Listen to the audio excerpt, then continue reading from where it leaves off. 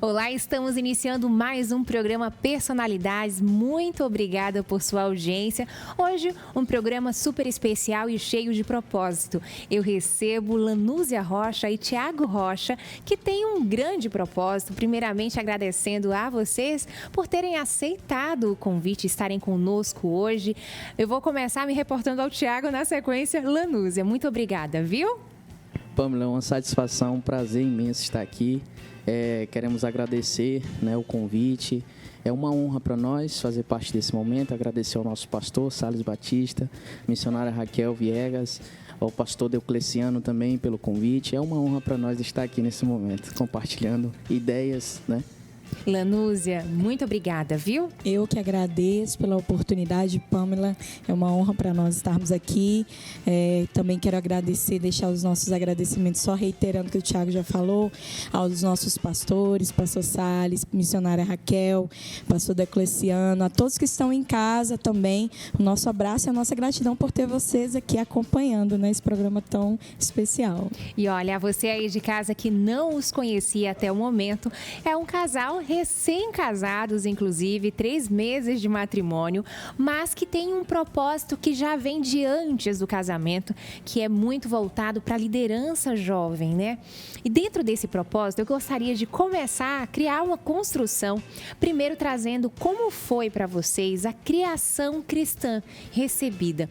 Tiago, para você, como foi a sua criação? Como foi que te trouxe para esses caminhos de Cristo? Como foi para você hoje se reconhecer liderando jovens, estando à frente desse ministério? Como é para você? Como foi a sua criação?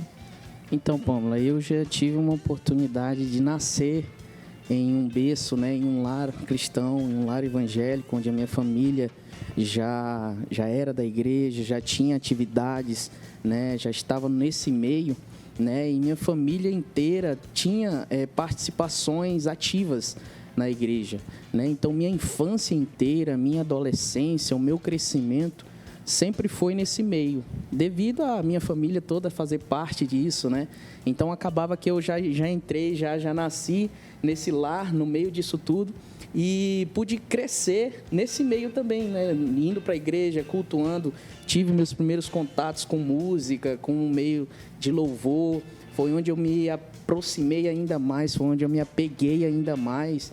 E o crescimento, a família, o apoio faz total diferença na vida de um jovem, na vida de alguém que queira estar nesse meio. O apoio que tem dentro de casa faz total diferença, sem dúvidas. Lá na frente, nessa caminhada, é uma coisa que é indiscutível. O apoio da família, quando você tem essa oportunidade de ter ali perto, nascer em um lar cristão, é muito diferente quando você consegue todo esse apoio para lá na frente você conseguir trabalhar de uma forma diferente, ainda melhor, ter mais experiências, Porque você acaba criando toda aquela bagagem, toda uma história, quando você passa toda a vida ali nesse meio.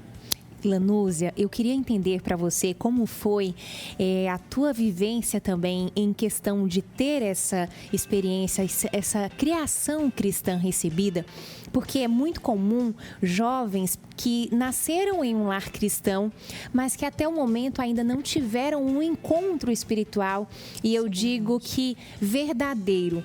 Algumas pessoas, infelizmente, ao conversar, eu percebo que é quase que uma obrigação, uma imposição. E como foi para você essa espiritualidade, esse encontro verdadeiro, no sentido de não ser uma doutrina que eu vivo, mas sim de ter essa comunhão verdadeira com Cristo? De não ser algo forçado, Sim. Foi algo também assim muito natural, como o Tiago colocou. Eu também tive essa oportunidade de estar num lar cristão, de crescer, de já receber as primeiras orientações ali. E ele tem essa facilidade com a música, eu louvo, ministro.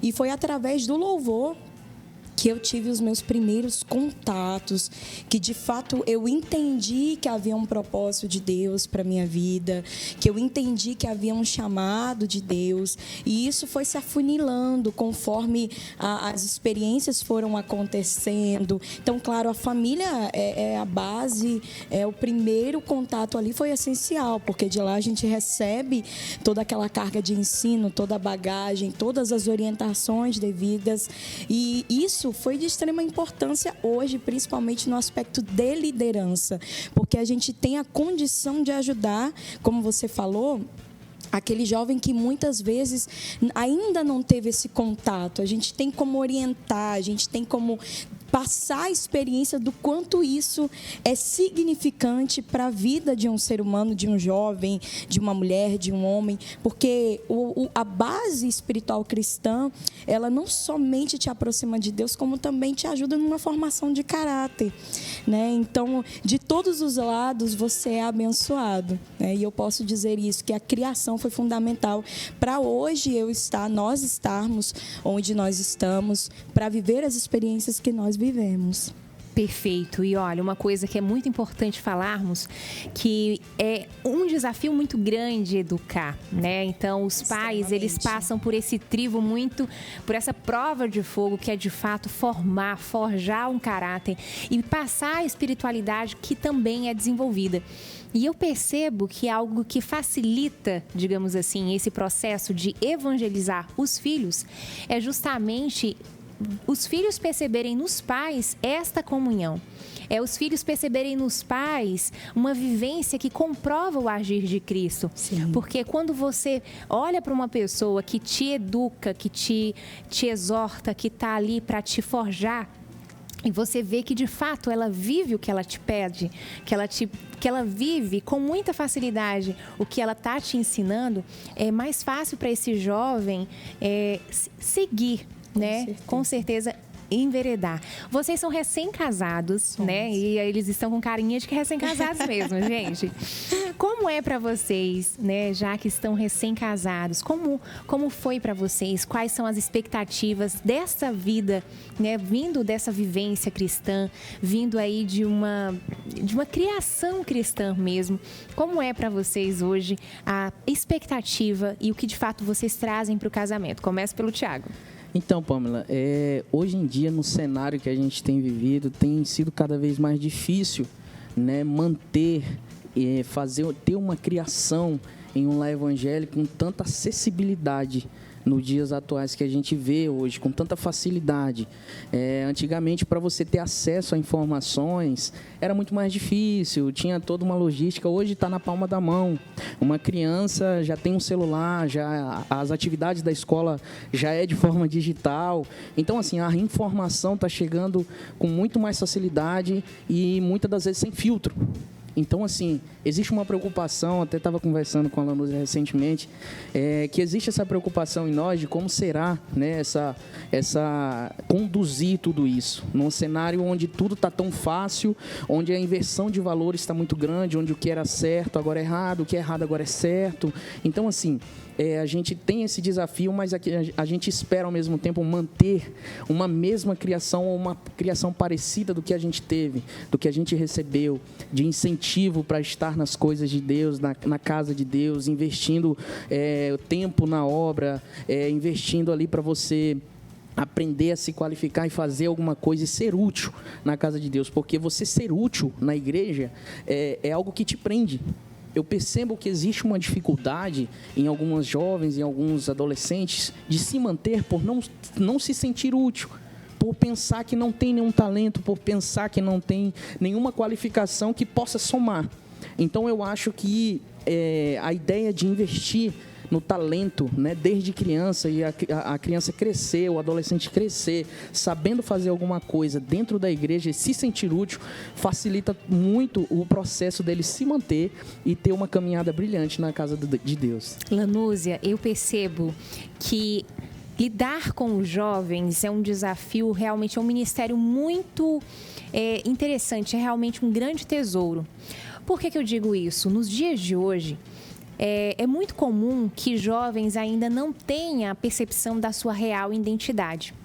Então, estamos falando de figuras que se sentem questionadas e ao todo o tempo, nos dias atuais, ameaçadas, no sentido de que eles olham outros jovens que estão lá com as dancinhas, que estão lá nas trends e estão bombando. E esses jovens, todo jovem quer ser inserido, todo jovem quer ser aceito, quer fazer parte. Então, hoje, ser jovem cristão é um desafio. Como é para você repassar isso aos jovens, de forjar essa identidade em Cristo? Como você bem colocou, Pamela, é um grande desafio de fato, mas eu sempre digo, quando eu vou ministrar para jovens, apesar de ser um desafio, é possível. É possível você ser diferente no ambiente escolar, universitário, familiar, dentro da igreja, onde você for, no ambiente profissional. É possível você ser um diferencial, né, pelos princípios, justamente por essa base que você recebe na igreja, no ensino familiar, né, conhecendo mais a Deus, isso te forma uma base de princípios. E eu sempre digo isso para os jovens, para os adolescentes: preserve esses princípios, guarde esses princípios, porque os princípios, eles te farão alcançar lugares que outros não alcançarão. Né? E muitas vezes os princípios eles envolvem renúncia, justamente isso que você bem colocou. Está na contramão daquilo que é a modinha do momento, está muitas vezes na contramão daquilo que todo mundo faz, de onde todo mundo vai. Mas uma coisa é fato, eu sempre me espelhei e sempre digo aos jovens: vamos nos espelhar em Daniel. Daniel foi um jovem que ao seu tempo viveu um tempo difícil, extremamente difícil. Ele teve inúmeras oportunidades, ele foi tentado de todas as formas, né? Mas ele optou por preservar os princípios dele. E a fidelidade dele a Deus levou ele a alcançar lugares altos dentro de uma nação que não era a nação de origem dele, mas Deus honrou ele diante daqueles que não o serviam. Então, vale a pena o jovem preservar os seus princípios, vale a pena o jovem entender o valor da obediência aos pais, vale a pena o jovem entender o valor de estar na presença de Deus, de ouvir, de ser aconselhado, de buscar ser diferente no meio dos iguais. Tanto aqui terrenalmente falando, né? Nos aspectos até mesmo profissionais, nos aspectos familiares, sentimentais, em tudo, porque Deus ele se importa com todas as áreas da nossa vida. Deus ele só não quer o nosso coração, mas ele cuida de todas as nossas áreas. Então é essencial e é possível o jovem ser um destaque, ser um diferencial. E olha, a você jovem eu ainda digo um pouquinho mais. Em tempos onde todo mundo é igual, onde todo mundo caminha com a manada, ser autêntico, ter seus valores, ter suas crenças e honrar o que de fato você acredita, te fará, não hoje, talvez hoje você se sinta um peixe fora d'água no meio onde você está inserido, mas logo, logo você olhará e terá orgulho de ser autêntico, terá orgulho de não abrir mão dos teus princípios. E o que é mais importante, entendendo que muitas das vezes, infelizmente, a gente observa que os jovens que vão, né, dentro do que é a moda, dentro do que, né, é bacana, eu preciso fazer isso para ser aceito.